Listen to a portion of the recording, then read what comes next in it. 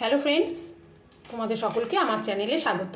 আজকে আমি ঢ্যাঁড়স নিয়েছি, কটা ঢ্যাঁড়স নিয়েছি। ঢ্যাঁড়সের স্টাফ ঢ্যাঁড়স করব, একটু অন্য স্বাদের ঢ্যাঁড়সটা করব। তো ভালো করে ধুয়ে শুকিয়ে নিয়েছি। এবার আমি এগুলোকে কেটে নেব। এর সামনের অংশটা কেটে বাদ দিয়ে দেবো, পেছনের অংশটা কেটে বাদ দিয়ে দেবো। এবার এটা বড়, এটাকে দুভাগ করে নিয়েছি এবং মাঝখানটা এরকম করে কাট করে দেবো। এইখানে আমি স্টাফিংটা এর মধ্যেই আমি করব। ভেতরের দানাগুলোকে আমি কিছু ফেলে দেবো এবং এটাকেও আমি কাট লাগিয়ে নেব।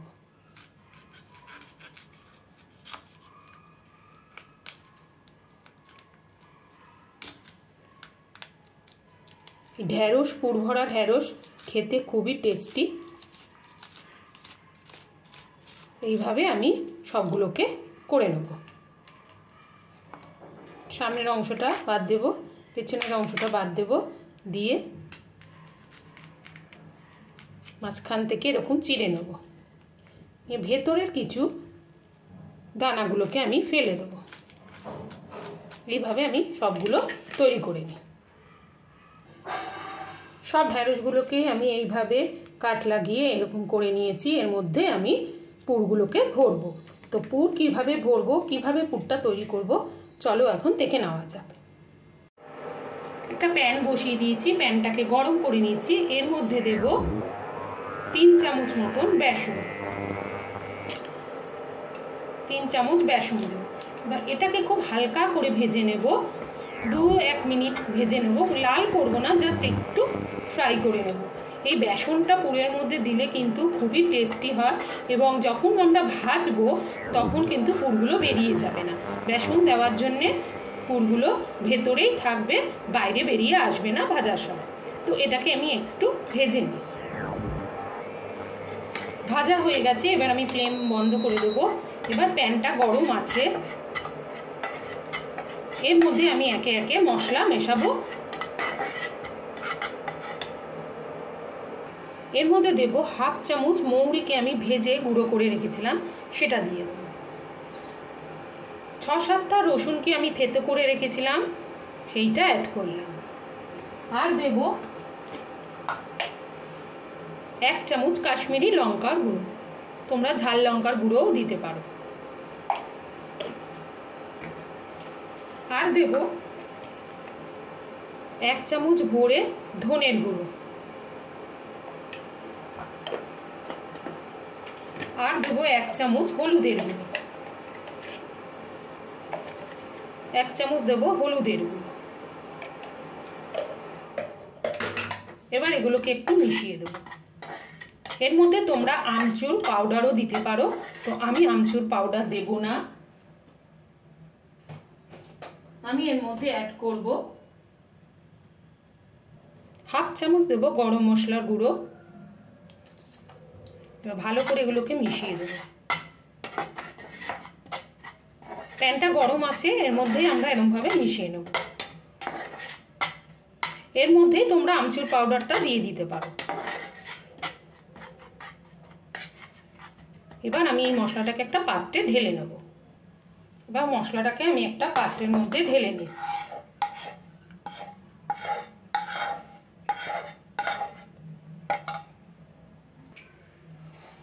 এবার এর মধ্যে আমি 1/2 লেবুর রস দেব। তোমরা চাট মশলা দেবে আমি বললাম, কিন্তু আমি চাট মশলা যেহেতু দিইনি, একটু টক টক হবে, তাই একটু 1/2 লেবুর রস এর মধ্যে অ্যাড করে দিলাম। আর দেব সর্ষের তেল, 1 চামচ মতন সর্ষের তেল দেব। দিয়ে মশলাটাকে ভালো করে মিক্সড করে নেব। মশলাটা যেন শুকনো শুকনো থাকে, পাতলা না হয়ে যায়। ভালো করে মিশিয়ে নেব। এরকম ভালো করে চেপে চেপে সব মশলাগুলো একসাথে তেলের সাথে লেবুর রসের সাথে ভালো করে মিশিয়ে নেব। মশলাটা আমার তৈরি হয়ে গেছে।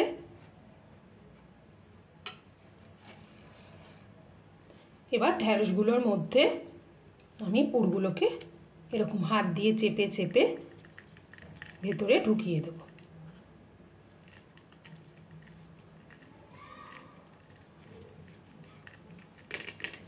সবগুলোকে আমি এভাবে পুরগুলো ভরে নিই।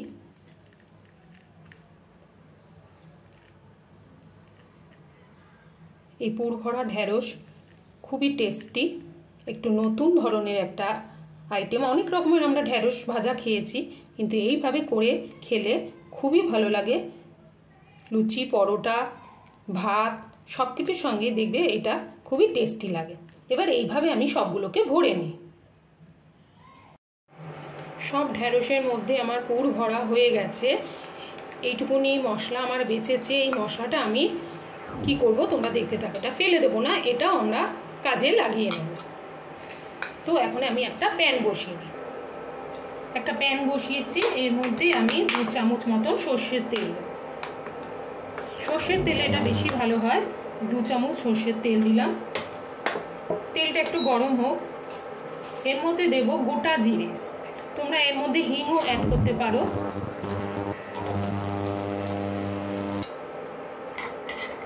এবার জিরেটা একটু তেলের মধ্যে ভাজা ভাজা হোক, সুন্দর গন্ধ বেরাবে।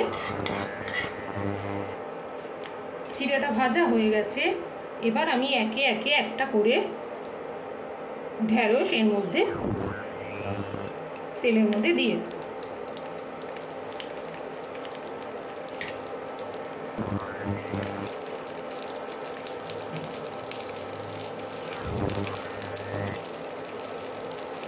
সব ভেন্ডিগুলো এর মধ্যে দিয়ে দিলাম। সব ঢ্যাঁড়স এর মধ্যে অ্যাড করে এবার কী করব, আমি যে মশলাটা রেখেছিলাম এক্সট্রা যে মশলাটা এর ওপর দিয়ে দেব।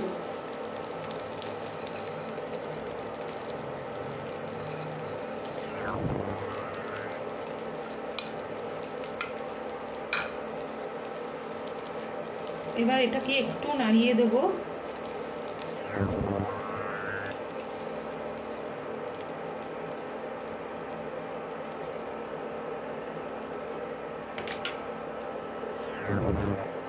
এবার ঢাকা দিয়ে আমি 2-3 মিনিট ঢাকা দিয়ে রাখবো। তারপর 2-3 মিনিট পর আমি ফিরে আসছি।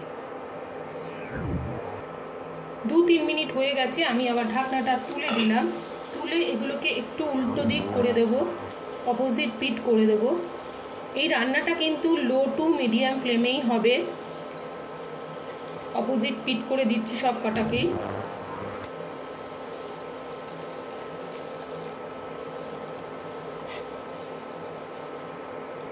সবগুলোকে উল্টো করে দিয়েছি। এবার আমি লো টু মিডিয়াম ফ্লেমে 5 মিনিট আবার ঢাকা দিয়ে রেখে দেব। 5 মিনিট পর আমি আবার ঢাকনাটা তুললাম। এখন আমার পুর ভরা ঢ্যাঁড়স রেডি। তো আমি এখন ফ্লেমটা অফ করব এবং আমাদের সার্ভ করে দেখাই। এবার প্লেটের মধ্যে আমি তুলে নিচ্ছি। ঢ্যাঁড়স খুব তাড়াতাড়ি সেদ্ধ হয়ে যায়, খুবই তাড়াতাড়ি ঝটপট রেডি হয়ে যায়। ভাতের সঙ্গেও খেতে পারো, রুটির সঙ্গে, সব কিছুর সঙ্গে এটা ভালো লাগবে। খুবই টেস্টি।